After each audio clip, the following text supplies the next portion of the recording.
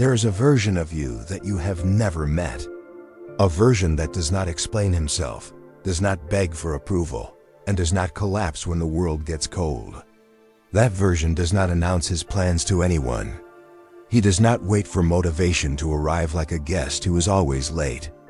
He wakes up before the world asks anything of him, and he works in silence while everyone else is still sleeping and dreaming of the life he is already building. You have felt him before. In those rare moments when you put down your phone and just sat alone with the quiet inside you. In those heavy hours when something deep inside whispered that you are capable of far more than the life you are currently living. But then the noise came back. The notifications, the opinions, the voices of people who never built anything telling you what is realistic and what is not. And slowly, that version of you got buried under the weight of the ordinary. Not because you were weak, not because the world was too powerful, but because nobody ever taught you the one truth that changes everything. Silence is not emptiness. Silence is where your destiny is being forged, and most people never stay quiet long enough to hear what it is truly trying to tell them. But today, that changes. Here's the hidden problem that most people carry their entire lives without ever naming it. You have been trained to believe that the loudest version of yourself is the most powerful one. That if you are not posting, not announcing, not performing your progress for an audience, then somehow the progress does not count. You have been taught to confuse noise for movement and to mistake activity for achievement. And because of that confusion, you have spent years exhausting yourself in motion while actually standing completely still. Think about it honestly. How many times have you told someone your goal before you even took a single step toward it? How many times did that conversation quietly drain the energy you needed to actually do the work? There is a psychological truth that explains this, and Marcus Aurelius understood it long before modern science could give it a name. When you speak your goals out loud to others, your brain experiences a false sense of completion. You feel the reward before you do the work, and then the fire inside you dies. The drive disappears. The dream gets quietly abandoned in conversations that felt meaningful, but ultimately produced nothing at all. This is the trap. Not laziness, not lack of talent. The trap is noise. The trap is the habit of speaking more than you act, of showing more than you build, of living in the announcement instead of the arena where real work actually gets done. And the cost of staying in this trap is something most people never fully calculate until it is far too late. Let me ask you something, and I want you to sit with this question rather than answer it quickly. How much time have you already spent waiting? Waiting for the right moment.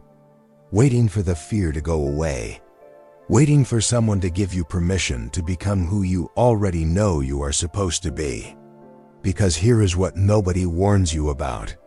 Time does not wait for you to feel ready. It moves regardless of your comfort, regardless of your hesitation, regardless of whether you showed up today or gave yourself another day to think about showing up tomorrow. Seneca wrote that we do not receive a short life, we make it short. And the way we make it short is by filling it with noise, with delay, with the slow erosion of our days through activities that feel important, but produce absolutely nothing of lasting value. Every year you spend waiting is a year that the other version of you, the one living in silence and doing the work, gets further ahead. And one day you will look back on this moment and feel either pride or regret. There is no third option. The only question is which one you are choosing right now. But here is where everything begins to shift. The first breakthrough is not dramatic. It does not come with applause or fireworks or a moment where the world suddenly makes sense. It comes quietly in a single decision that most people walk right past without noticing. The decision to stop explaining yourself. The moment you stop justifying your silence, stop apologizing for your focus, and stop performing your discipline for an audience that was never truly watching anyway, something inside you gets released. You stop leaking your energy into the opinions of others. You stop building your identity in conversations and you start building it in action. Epictetus taught that the first act of philosophy is to identify what is within your control and to surrender everything that is not. Your reputation in the eyes of others is not within your control, but your work is. Your habits are. The hours you choose to protect are entirely yours. And when you finally make that shift, when you finally turn inward instead of outward for your validation, the results that follow are nothing short of extraordinary. This is where the real work begins. And this is the part most people never reach, because they quit right at the edge of their breakthrough. Because transformation, real transformation, is not a switch you flip once. It is a furnace you stoke every single day, in the dark, when no one is watching and no one is clapping. It is the willingness to sit in discomfort long enough to let it change you rather than break you. When you commit to silence and to consistent, unannounced work, something begins to happen beneath the surface that most people never fully understand. Your identity starts to shift. You stop seeing yourself as someone trying to build something, and you start becoming someone who simply does the work because that is just who you are. That shift is not small. That shift is everything.